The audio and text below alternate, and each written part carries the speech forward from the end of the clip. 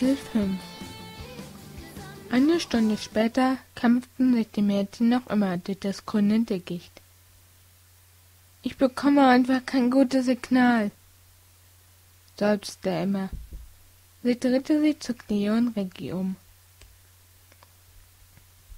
»Vielleicht kriegst du auf dieser Insel gar kein Netz«, bemerkte Cleo.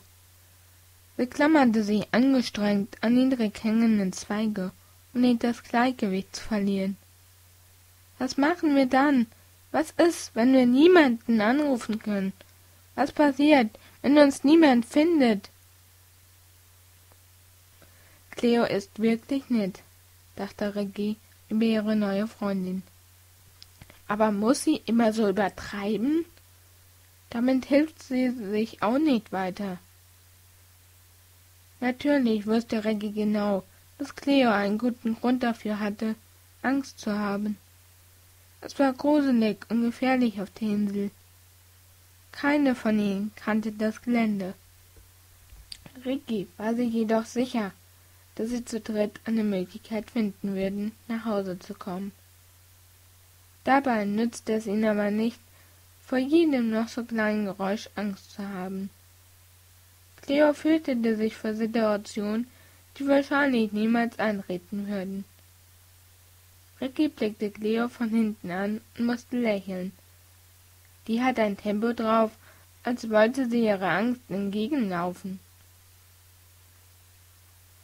Sie begann zu scherzen und die Situation zu entspannen. »Ja, ich befürchte, dann müssen wir Lose ziehen und entscheiden, wer als erster von uns gegessen wird.« Die beiden anderen stoppten. Cleos Gesicht war angespannt. »Das ist nicht witzig«, fauchte Emma ungläubig. Sie kannte die blühende Fantasie ihrer Freundin. »Eine völlig hysterische Cleo können wir im Moment nicht gebrauchen«, dachte sie besorgt. »Das war doch bloß Spaß. Ich wollte euch nur ein wenig aufmuntern«, antwortete Rikki und hob entschuldigend die Arme.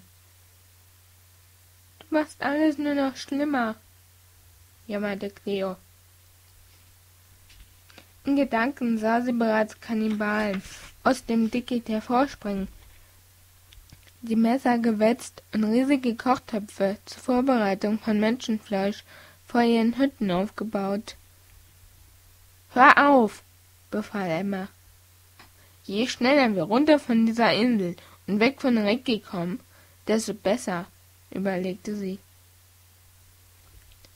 Langsam wurde das Licht schwächer, und lange Schatten zogen sich über den Inselboden. Die drei Mädchen kletterten immer höher am Hang des Berges entlang.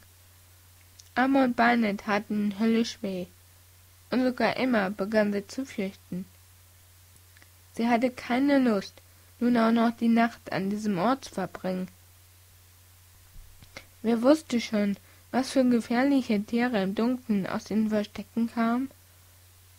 Außerdem hatten sie keine warme Kleidung dabei und würden fürchterlich frieren.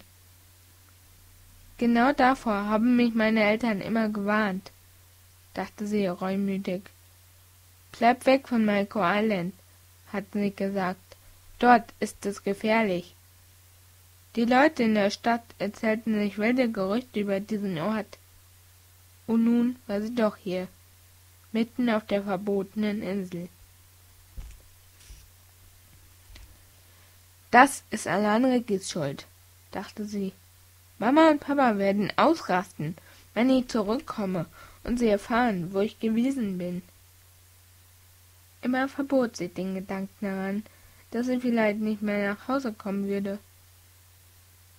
Rikki hingegen war fasziniert von ihrer Umgebung und sah sich die Gegend genau an. Sie verstand nicht, warum Emma und Cleo solche Angst hatten. Sicher, es war ein wenig gruselig in der Dämmerung, aber das macht es doch erst richtig spannend. Wenn die beiden auch nur ein klein wenig lockerer wären. Emma lief zügig vor, und so kämpfte Cleo hinter ihr noch immer mit ihrem Gleichgewicht. Sie war ein bisschen nervös, aber ihre beste Freundin war ja in der Nähe. Emma wusste immer Rat. Cleo war dankbar, eine so selbstsichere und entschlossene Freundin zu haben. Sie blickte zu Rikki zurück. Sie muss doch auch ansehen, wie toll Emma ist, dachte sie. Rikkis Gesichtsausdruck war verschlossen. Plötzlich stolperte Cleo über eine Wurzel und schrie auf. Verflixt, dachte sie erschrocken. Ich muss besser aufpassen, wohin ich meine Füße setze. Schließlich erreichten sie eine kleine Lichtung, die aber von riesigen Felsbrocken versperrt wurde. Emma kletterte als erste darüber hinweg. Cleo folgte ihr unsicher, und Rikki bildete das Ende der Reihe. Plötzlich stoppte Emma und sah mit großen Augen nach unten. Vor den Mädchen lag eine steile Schlucht, durch die sich ein Fluss schlängelte. Auch das noch, ging es Emma durch den Kopf. Der einzige Weg auf die Lichtung führt über diese Schlucht, und es gibt keine Brücke. Seid vorsichtig, passt auf eure Schritte auf, mahnte sie Cleo und Rikki. Das Telefon hatte noch immer keinen Signalempfang. Sie mussten noch höher klettern. Emma maß die Schlucht mit Blicken aus.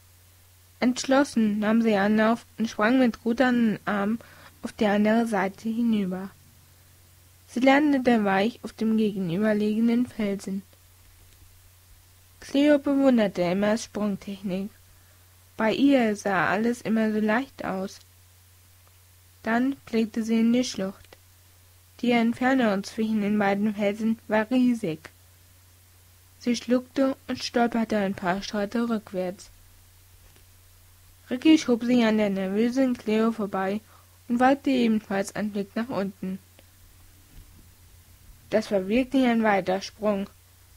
Wenn Emma das kann, schaffe ich das auch, dachte sie und sprang leichtfüßig über das gefährliche Hindernis.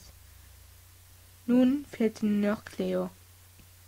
Das schaffe ich nie, sagte sie und schüttelte verzweifelt den Kopf. Es ist viel zu glitschig. Es muss noch einen anderen Weg geben.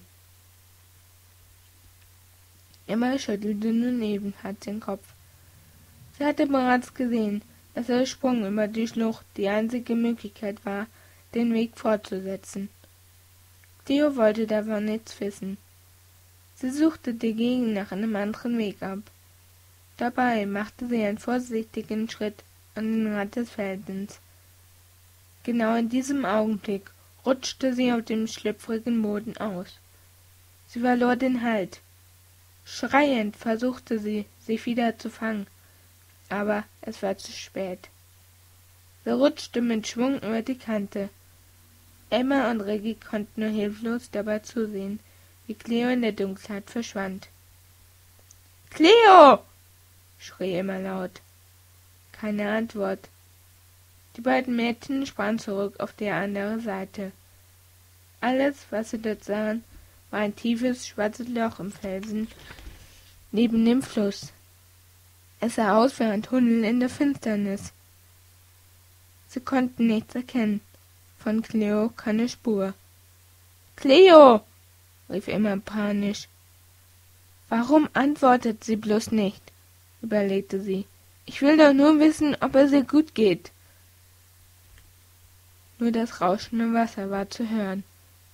»Cleo!« schrie nur noch Rikki. Ihre Stimme erzeugte ein lautes Echo im Tunnel. Eine Antwort bekamen sie nicht. Beide Mädchen riefen, so laut sie konnten, nach ihrer Freundin. Die einzige Reaktion blieb das gruselige Grauschen eines aufgescheuchten Vogelschwarms. Cleo war verschwunden.